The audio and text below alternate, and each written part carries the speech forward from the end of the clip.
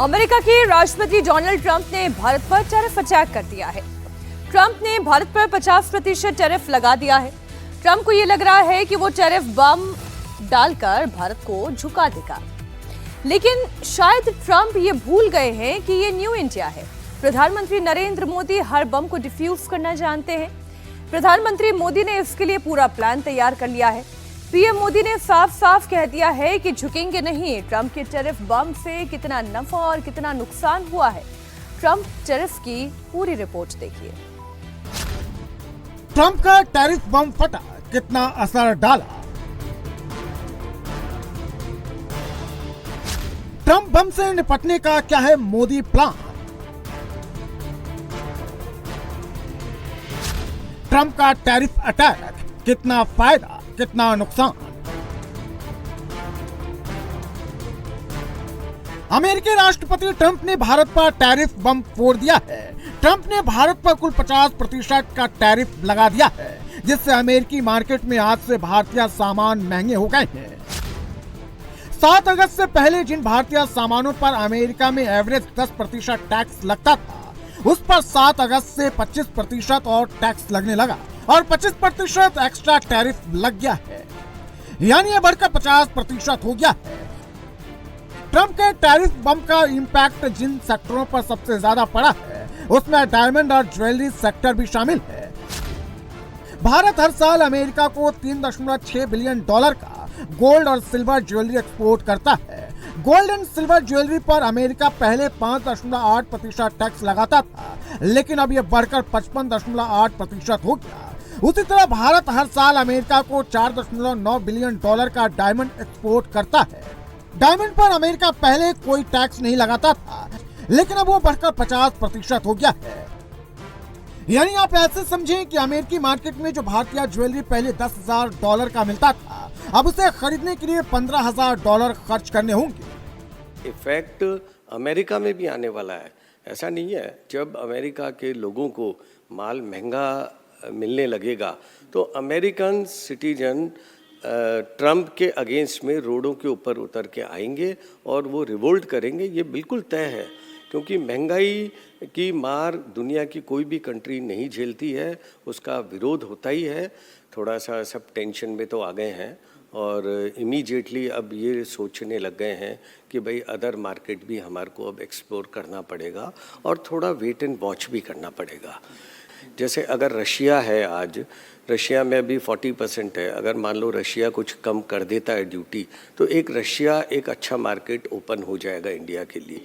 किसी भी कंट्री के लिए ट्रेड वॉर हेल्दी नहीं होता है और वो अभी यही देखने को मिल रहा है। मोदी जी का वर्चस्व और मोदी जी का जो प्रभाव है देश और दुनिया में, वो अमेरिका को थोड़ा डाइजेस्ट नहीं हो पा रहा, वो भी एक कारण है। लेकिन इन सब से अलग हट के बात हम यही कहना चाहेंगे कि ये जल्दी ही कोई ना कोई इसका रास्ता निकलेगा।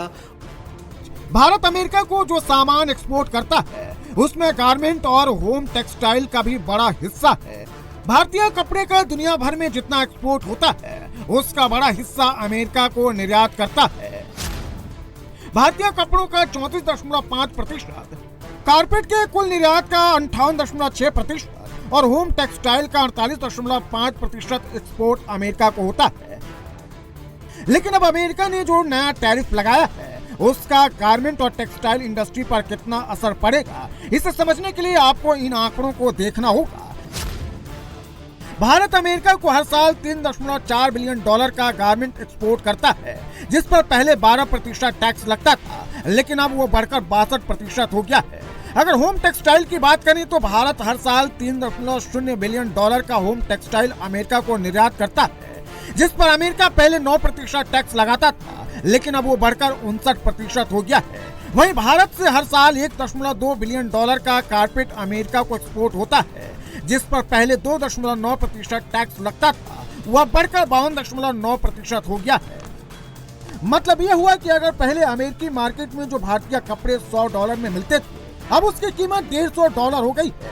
अमेरिकी मार्केट में भारतीय सामान महंगा होने का असर भारत के एक्सपोर्टर पर पड़ेगा। ऐसे में ट्रंप के टैरिफ बम से निपटने के लिए भारतीय एक्सपोर्टर अब नए बाजार ढूंढ रहे हैं, जिसे भारत के लिए नई अपॉर्चुनिटी के तौर पर देखा जा रहा है।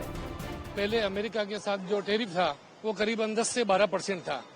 जब उन्होंने 25% किया वो भी हमारे लिए काफी बड़ा था, भारी था। ट्रम्प जो फैसले ले रहे हैं वो एक तरफा ले रहे हैं, जबकि सहयोगी राष्ट्र इंडिया होने के बावजूद भी उनसे बिना पूछे वो अपना डिसीजन ले रहे हैं। तो हमें लगता है कि अब हमें यूएस की जगह अन्य मार्केट की खोज करनी पड़ेगी हमारे व्यापार को बढ़ावा देने के लिए। और कई देशों के साथ हमारी सरकार भी फ्री ट्रेड एग्रीमेंट करेगी। हमें यूरोपीय कंट्री है, साउथ अफ्रीका है, एशिया की कंट्री है, उनके साथ हमें व्यापार बढ़ाने पे जोर देना पड़ेगा। ट्रम्प के टैरिफ अटैक का असर अब झींगा, मशीनरी पार्ट्स और ऑटो पार्ट्स के एक्सपोर्ट पर भी पड़ा है। भारत झींगा के कुल एक्सपोर्ट का 40% हिस्सा अमेरिका को करता है। भारत हर साल $2 बिलियन का झींगा अमेरिका को एक्सपोर्ट करता है। पहले इस पर कोई टैक्स नहीं लगता था, लेकिन अब इस पर 60% टैरिफ लगा दिया गया है। यानी अमेरिकी मार्केट में बिकने वाला भारतीय झींगा अब 60% महंगा हो गया है। इसी तरह भारत हर साल अमेरिका को $6.7 बिलियन का मशीनरी पार्ट्स का निर्यात करता है, जिस पर पहले 1.3% टैक्स लगता था, जो अब बढ़कर 51.3% हो गया है। अगर ऑटो पार्ट्स के एक्सपोर्ट की बात करें तो भारत हर साल अमेरिका को $6.4 बिलियन का ऑटो पार्ट्स एक्सपोर्ट करता है, जिस पर पहले 1% टैक्स लगता था, जो अब बढ़कर 26% और 51 तक पहुंच गया है, जिससे अमेरिकी बाजार में इसकी डिमांड कम हो सकती है। ऐसे में मैन्युफैक्चरर का कहना है कि अब वो अमेरिका की जगह अब दूसरे मार्केट की तलाश कर रहे हैं। पेनल्टी जो इन्होंने इंक्रीज करी हुई है ये वन साइडेड है। ये एक तरीके से इंडिया को धमकाने डराने की जो कोशिश की जा रही है, इसका तो हमारे प्रधानमंत्री जी ने जवाब दे ही दिया है। इसका इफेक्ट आएगा, धीरे धीरे आएगा, वैसे ही धीरे धीरे जाएगा भी। हमारी सरकार की इसके ऊपर ऑप्शंस के लिए तैयारी करने की तैयारी कर चुकी है, जैसे जीएसटी स्लैब्स पे कमी आना, दूसरा सब्सिडीज प्रोवाइड करने की भी हम उनसे रिक्वेस्ट करेंगे अपनी सरकार से कि सब्सिडीज किसी तरीके की प्रोवाइड की जाए। कॉस्ट ऑफ प्रोडक्शन जब नीचे आएगा और क्वालिटी ऑफ प्रोडक्ट जब बढ़ेगा तो हमारे पास ऑप्शंस और बहुत क्रिएट होंगे। दुनिया बहुत बड़ी है, कपड़े की हर जगह ज़रूरत होती है, तो धीरे धीरे हर जगह हम अपनी सप्लाईज बढ़ाएंगे, ऑप्शन मार्केट ढूंढेंगे, तो हमें उस चीज़ का इफेक्ट जो यूएस में आना है वो अवश्य कम होगा। आखिर ट्रंप ने भारत पर इतना टैरिफ क्यों लगाया? क्या रूस से तेल खरीदना ही असली वजह है? क्या ट्रंप के नोबेल के रास्ते में भारत है बड़ी बात? क्या हथियार बेचना है ट्रंप का असली एजेंडा? दरअसल भारत अमेरिका को निर्यात ज्यादा करता है और आयात कम करता है। यही बात अमेरिकी राष्ट्रपति डोनाल्ड ट्रंप को चुभ रही है। अगर आंकड़ों की बात करें तो साल 2023-24 में भारत ने अमेरिका को $77.5 बिलियन का निर्यात किया, जबकि $42.2 बिलियन का आयात किया। यानी भारत का ट्रेड सरप्लस $35.5 बिलियन का रहा। वहीं साल 2024-25 में भारत ने अमेरिका को $86.5 बिलियन का सामान एक्सपोर्ट किया और $45.7 बिलियन का इंपोर्ट किया। यानी भारत का ट्रेड सरप्लस $40.8 बिलियन हो गया, जो पिछले साल के मुकाबले करीब $5 बिलियन ज्यादा है। यही बात ट्रंप को चुभ रही थी और भारत पर भारी भरकम टैरिफ लगा दिया। हालांकि ट्रंप एक्स्ट्रा टैरिफ लगाने के पीछे रूस से तेल खरीदने को वजह बताते हैं, लेकिन ट्रंप बार बार कह चुके हैं उन्होंने ट्रेड और टैरिफ का डर दिखाकर भारत पाकिस्तान में सीज फायर कराया। I'm talking to a very terrific man, Modi of India. And I say, what's going on with you in Pakistan? Then I'm talking to Pakistan on trade. I said, what's going on with you in India? And the hatred was tremendous. Now, this has been going on for a hell of a long time, like sometimes with different names for hundreds of years. But I said, what's going on? I said, I don't want to make a trade deal. No, we want to make trade deal. I said, no, I don't want to make a trade deal with you. You're going to have a nuclear war. You guys are going to end up in a nuclear war. And that was very important to them. I said, call me back tomorrow, but we're not going to do any deals with you, or we're going to put tariffs on you that are so high. You were there, Howard, right? Yep. You're going to put tariffs on you that was so high, I don't give a damn, your head's going to spin. You're not going to end up in a war. Within about 5 hours, it was done. It was done. Now, maybe it starts again. I don't know. I don't think so, but I'll stop it if it does. We can't let these things happen. Trump Bharat Pakistan में cease fire का credit लेकर Nobel peace prize पाना चाहते हैं, लेकिन ये नया भारत है, किसी के सामने झुकता नहीं है। हालत तो ये हो गई कि प्रधानमंत्री मोदी ने अमेरिकी राष्ट्रपति ट्रंप का फोन उठाना भी बंद कर दिया है। जर्मन अखबार फ्रैंकफर्टर अallgemeine ने पीएम मोदी और ट्रंप को लेकर बड़ा दावा किया है। अखबार के मुताबिक अमेरिकी राष्ट्रपति डोनाल्ड ट्रंप ने हाल के हफ्ते में कम से कम 4 बार प्रधानमंत्री मोदी से फोन पर बातचीत की कोशिश की, लेकिन पीएम मोदी ने एक बार भी अमेरिकी राष्ट्रपति ट्रंप का फोन नहीं उठाया है। ऐसा करते हुए पीएम मोदी ने साफ कर दिया कि भारत टैरिफ के दबाव के आगे नहीं झुकेगा। किसान हो, पशुपालक हो, हर किसी के लिए मैं आपको बार बार वादा करता हूं, मोदी के लिए आपके हित सर्वोपरि है।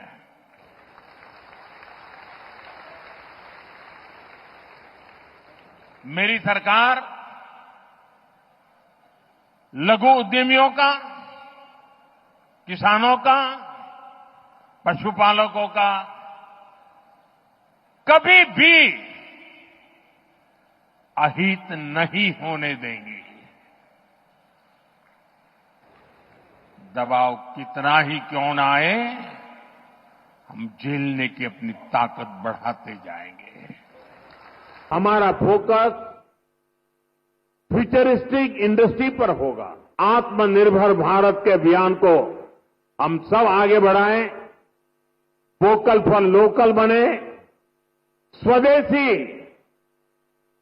ये हमारा जीवन मंत्र बनना चाहिए दोस्तों।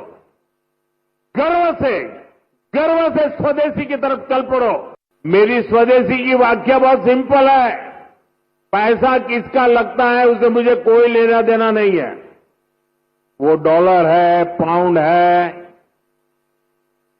वो करेंसी काली है, गोरी है, मुझे कोई लेना देना नहीं। लेकिन जो प्रोडक्शन है उसमें पसीना मेरे देशवासियों का होगा। पैसा किसी का, पसीना हमारा।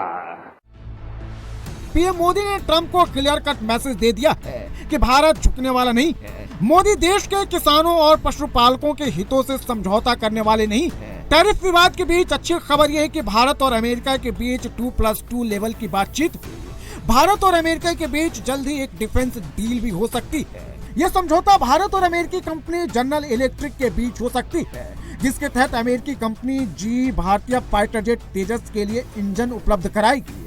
8,300 करोड़ रुपए की ये डील सितंबर तक हो सकता है। इससे पहले 31 अगस्त को प्रधानमंत्री मोदी चीन जाएंगे।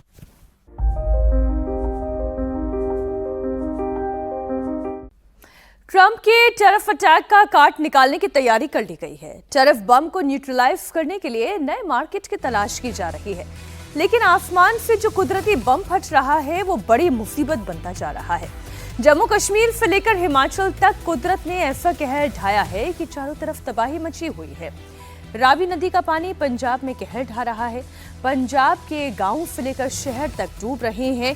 पूरा पठानकोट पानी पानी दिखाई दे रहा है। पंजाब में करतार साहिब कॉरिडोर में 10 फीट तक पानी आ चुका है। जम्मू कश्मीर में कहर, डूबे पंजाब के गांव और शहर। पंजाब के घरों से लेकर गुरुद्वारों तक पानी पानी। पठानकोट में रावी नदी ने ढाया कहर। सीआरपीएफ के जवानों का जोखिम भरा रेस्क्यू। ये तस्वीरें जम्मू कश्मीर के कठुआ से सटे पठानकोट की है।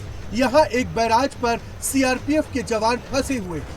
उन्हें बचाने के लिए सेना हेलीकॉप्टर की मदद से रेस्क्यू ऑपरेशन चला रही है। रेस्क्यू ऑपरेशन काफी मुश्किल है क्योंकि सीआरपीएफ के जवान जिस इमारत में शरण लिए हुए हैं वो लगभग गिरने की कगार पर आ चुकी है। पूरी इमारत किसी भी क्षण पूरी तरह से पानी में समा सकती है। यहाँ पर हेलीकॉप्टर उतारना मुश्किल था, लेकिन सेना के जवानों ने जोखिम भरा रेस्क्यू ऑपरेशन चलाया और सीआरपीएफ के जवानों को वहां से एक एक कर सुरक्षित निकाल लिया। जैसे ही मकान से सीआरपीएफ के सभी जवानों को रेस्क्यू किया गया, पूरी इमारत जमींदोज हो गई। जिस जगह पर हेलीकॉप्टर उतरा था वो पूरा का पूरा हिस्सा मलबे में तब्दील हो गया। दरअसल सीआरपीएफ के ये जवान पठानकोट के पास लखनपुर में रावी नदी पर बने माधोपुर हेडवर्क्स बैराज पर तैनात। कठुआ में भारी बारिश के बाद जब रावी नदी में सैलाब आया तो ये बैराज भी डूब गया। इसके बाद सीआरपीएफ के जवानों ने इसी इमारत की छत पर शरण ली थी। सीआरपीएफ के जवानों के फंसने की खबर मिलने के बाद आज सूर्योदय होते ही आर्मी एविएशन की टीम ने रेस्क्यू ऑपरेशन शुरू किया। इस दौरान सीआरपीएफ के 22 जवानों के अलावा 3 सिविलियंस का भी रेस्क्यू किया गया। देर रात से ही सब लोग बाहर पेट्रोलिंग में थे, तो हम लोगों ने नोटिस किया कि यहाँ जो है पानी का बहाव बहुत बढ़ गया है और ये जो आपने पीछे देखा जो पुल का कनेक्टिंग पार्ट था वो बह गया है, काफ़ी एरिया इनंडेट हो गया है। तो जब रात में हम लोगों को यहाँ से पता चला कि कुछ सीआरपीएफ के जवान जो है यहाँ रह गए थे, हम लोगों ने बाकी लोगों को शिफ्ट किया था एक सेफ जगह पे, बट पीछे कुछ लोग रह गए थे अपने सामान के साथ। तो करीब रात के 2:30 बजे से ही हम लोग ये रेस्क्यू ऑपरेशन पे थे। एसडीआरएफ, एनडीआरएफ, आर्मी सबको हम लोगों ने इन्फॉर्म किया था। लकीली आर्मी के सपोर्ट से हम लोगों को अर्ली मॉर्निंग फर्स्ट लाइट पे हेप्टर रेस्क्यू मिल गया, जिसमें 22 सीआरपीएफ के जवान, 1 डॉग और 3 सिविलियन को भी हेप्टर रेस्क्यू में हम लोगों ने आर्मी की हेल्प से रेस्क्यू कराया है। अब रेस्क्यू ऑपरेशन कंप्लीट है और सब लोग सेफ हैं। अभी कोई लॉस ऑफ लाइफ नहीं है, कोई इंजर्ड नहीं है।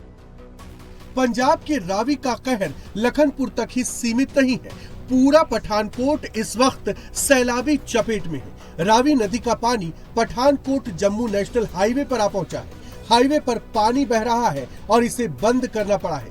पठानकोट जम्मू नेशनल हाईवे से सटे रिहायशी इलाके दरिया बन चुके हैं। घरों में रखे सारे सामान तैर रहे हैं। न बेड सुरक्षित बचे हैं, न घर का कोई सामान। रंजीत सागर डैम से पानी छोड़े जाने के बाद पठानकोट में बाढ़ की स्थिति पैदा हो चुकी है। यहाँ पर इस वक्त मैं एक और घर में मौजूद हूँ। लगातार तस्वीरें हम आपको यहाँ पर दिखा रहे हैं कि जिस तरह से पहाड़ी इलाकों में लगातार बारिश हो रही है और उसके चलते अब मैदानी इलाकों में बाढ़ जो स्थिति है वो पैदा हो चुकी है। ये आप एक पठानकोट के एक घर की तस्वीरें जो है वो इस वक्त आप देख रहे हैं।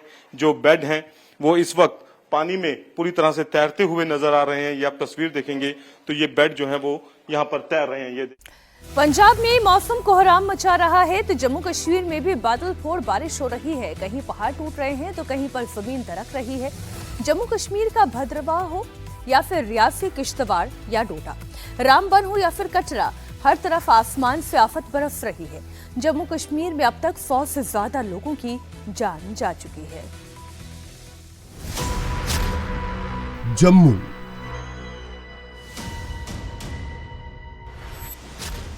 भद्रवाह,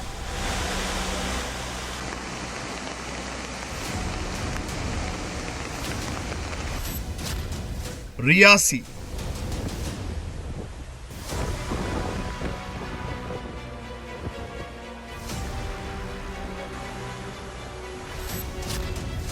डोडा,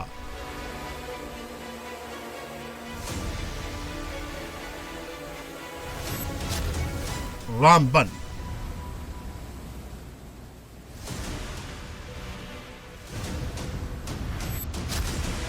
कटरा,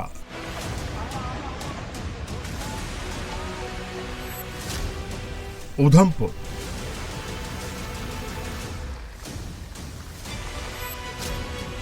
किश्तवाड़,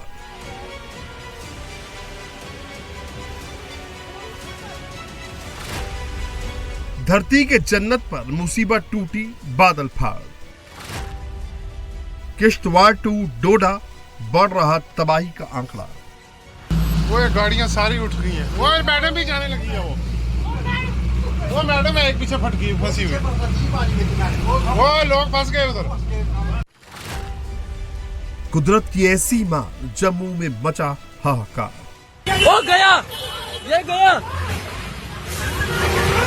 ओ शिट, ओ बाहर निकलो, निकालो, ओ बाहर आ जाओ, बाहर आ जाओ भैया, ओ बाहर निकलो, ओ निकल जाओ, ओ गाड़ी छोड़ो भैया, बाहर निकलो यार, ओ बाहर निकल यार, ओ बाहर निकल, बाहर निकलो, बाहर गाड़ी छोड़ो, बाहर निकलो। ओ पीछे आ जाओ, पीछे। वैष्णो देवी में फूटा बादल बम, कितने घरों में पसरा मातम। जम्मू कश्मीर में इस समय कुदरत कोहराम मचा रही है। रियासी से लेकर रामबन तक नदियां रौद्र रूप दिखा रही हैं। पहाड़ से बड़ी बड़ी चट्टानें टूटकर गिर रही हैं। बादल फट रहे हैं, सैलाबी तबाही लगा रहे हैं। जम्मू में पिछले 48 घंटे से मूसलाधार बारिश हो रही है। तवी नदी सबसे ज्यादा प्रलय मचा रही है।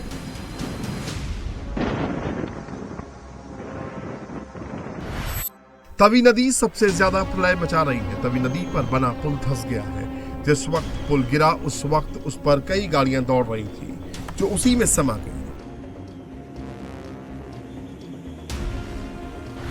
कई गाड़ियां नदी के पानी के साथ बह गई, कुछ बहते बहते किनारे पर आ गई। पुल के धंसने के फौरन बाद का लाइव वीडियो भी सामने आया है जिसमें बारिश के बीच लोग अपनी गाड़ियों से पुल पार करते नजर आ रहे हैं। वो गया, ये गया। ओ शिट, ओ बाहर निकलो, निकालो। ओ बाहर आ जाओ, बाहर आ जाओ भैया। ओ बाहर निकलो, ओ निकल जाओ। ओ गाड़ी छोड़ो भैया, बाहर निकलो यार। ओ बाहर निकल यार, ओ बाहर निकल, बाहर बाहर निकलो, बाहर गाड़ी छोड़ो, बाहर निकलो। ओ पीछे आ जाओ, पीछे उसको। ओ बाहर निकाले, निकाले भैया, कुछ करो, इनको निकालो। ओ बाहर आ जाओ, बाहर आ जाओ भैया। ओ बाहर निकलो, ओ निकल जाओ। ओ गाड़ी छोड़ो भैया, बाहर निकलो यार। ओ बाहर निकल यार, ओ बाहर निकल, बाहर बाहर निकलो, बाहर गाड़ी छोड़ो, बाहर निकलो। ओ पीछे आ जाओ, पीछे। जम्मू में इतनी बारिश हुई है कि सारे रिकॉर्ड टूट गए। जैसे जैसे बारिश हो रही है वैसे वैसे नदी का तांडव भी बढ़ता जा रहा है जो कि लोगों को बेहद डरा रहा है। जम्मू में शेर कश्मीर कृषि यूनिवर्सिटी में भी बाढ़ का पानी घुस गया जिससे सैकड़ों छात्र फंस गए। हालांकि सुरक्षा बलों ने रेस्क्यू ऑपरेशन चलाकर इन छात्रों और यहां फंसे स्टाफ को सुरक्षित निकाल लिया। सर स्टेट डिवीजन पूछो, वो लोग फंस गए उधर। ना रुक लो, वो मैडम है एक पीछे फंसी हुई। जम्मू के गाड़ीगढ़ इलाके के कई घरों में अचानक बाढ़ का पानी घुस गया। पानी इतना ज्यादा था कि ग्राउंड फ्लोर पूरी तरह से डूब गया और लोगों को छत पर शरण लेनी पड़ी।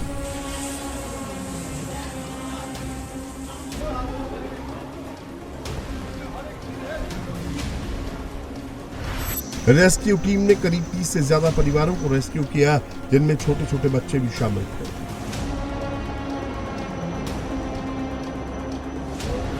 जम्मू कश्मीर के अलावा किश्तवाड़ में भी हालात बेकाबू हैं। चिनाब नदी उफान पर है। चिनाब नदी की लहरों की रफ्तार के आगे दब्रशाला का मेगा इंजीनियरिंग ब्रिज टिक नहीं पाया। ये ब्रिज पावर प्रोजेक्ट का हिस्सा था लेकिन नदी में सैलाब का बहाव इतना तेज था कि ये उसका दबाव झेल नहीं पाया। जम्मू कश्मीर में बादल मुसीबत बनकर बरस रहे हैं। नदियां उफान पर हैं। ये रियासी की चिनाब नदी का मंजर है जो लगातार हो रही बारिश की वजह से आउट ऑफ कंट्रोल हो चुकी है। भारी बारिश की वजह से जगह जगह लैंडस्लाइड हो रही है। बादल फट रहे हैं। लैंडस्लाइड के साथ आ रहे सैलाब की वजह से पिछले 14 दिनों के अंदर 100 से ज्यादा लोगों की मौत हो चुकी है। कल यानी 26 अगस्त को माता वैष्णो देवी रूट पर हुए लैंडस्लाइड में 33 लोगों की मौत हो गई। 18 अगस्त को कठुआ में लैंडस्लाइड और बादल फटने से 7 लोगों की जान चली गई। 14 अगस्त को किश्तवाड़ में बादल फटने से 65 लोगों की मौत हुई। ये डोडा के भद्रवाह का मंजर है। नदी नाले सब उफान पर है। भद्रवाह में अचानक आई बाढ़ ने वहां के ऐतिहासिक धार्मिक स्थलों को भी अपनी चपेट में ले लिया। भद्रवाह में आई सैलाबी तबाही से प्राचीन शिव मंदिर और प्रसिद्ध पांडु गुफा मंदिर को भारी नुकसान पहुंचा है। बहुत अनएक्सपेक्टेड है। अभी हमने तो इतना सोचा भी नहीं था कि इतनी बारिश होगी और इतना तूफान इस नदी में आएगा। ये तो बहुत बुरा हाल है। आप देख सकते हो कि मेरे सारे टेंट जो हमने कभी सोचा भी नहीं था कि यहाँ पे तक पानी पहुँच सकता है, मेरे सारे टेंट 2 टेंट बह गए हैं। कितना फ्लड, भयंकर फ्लड। ये 1988 के बाद पहली बार हमने इतना बड़ा जो फ्लड इस दरिया में देखा नीरू नाले में। और यहाँ का जो प्राचीन मंदिर जो है इस वक्त जो है उसकी जो है धरोहर हमारी जो है गुप्त गंगा मंदिर, उसका हालात जो है इस वक्त बहुत खतरे में है, वो मंदिर खतरे में है। और आस पड़ोस के सभी इलाकों में जो है इस वक्त लोग जो दरिया किनारे जिन्होंने मकान थे नजदीक नालों में, उन सभी जो लोग हैं इस वक्त खतरे के निशान पे हैं। हालात तो बहुत ही खराब हैं। कल रात से बहुत बारिश हो रही है जिससे लोग बहुत परेशान हो चुके हैं। पानी की समस्या हो रही है। लोग दरिया में देख रहे हैं हम, पेड़ गिर रहे हैं, बड़े बड़े पत्थर जा रहे हैं। लोगों से यही रिक्वेस्ट कर रहा हूं कि दरिया के आसपास मत बैठो, पुल पे मत बैठो, कोई तमाशा मत लगाओ। जो एडमिनिस्ट्रेशन भी बार बार यही अपील कर रही है कि लोग अपने घरों में सेफ बैठो। जम्मू कश्मीर के लिए अगले कुछ घंटे बेहद भारी हो सकते हैं। तेज बारिश के साथ बादल फटने और लैंडस्लाइड का खतरा लगातार बना है। मौसम विभाग ने जम्मू, आरएसपुरा, सांबा, अखनूर, नगरोटा, कोट भलवाल, बिश्नाह, विजयपुर, पुरमंडल और कठुआ और उधमपुर के कुछ हिस्सों में भारी बारिश का अलर्ट जारी किया है। इसके अलावा रियासी, रामबन, डोडा, बिलावर, कटरा, रामनगर, हीरानगर, गूल, बनिहाल और सांबा में भी मौसम खराब है। रामबन में भारी बारिश हो रही है। चिनाब नदी खतरे के निशान के ऊपर बह रही है। सड़कें जगह जगह से टूट चुकी हैं। लैंडस्लाइड का खतरा बना हुआ है।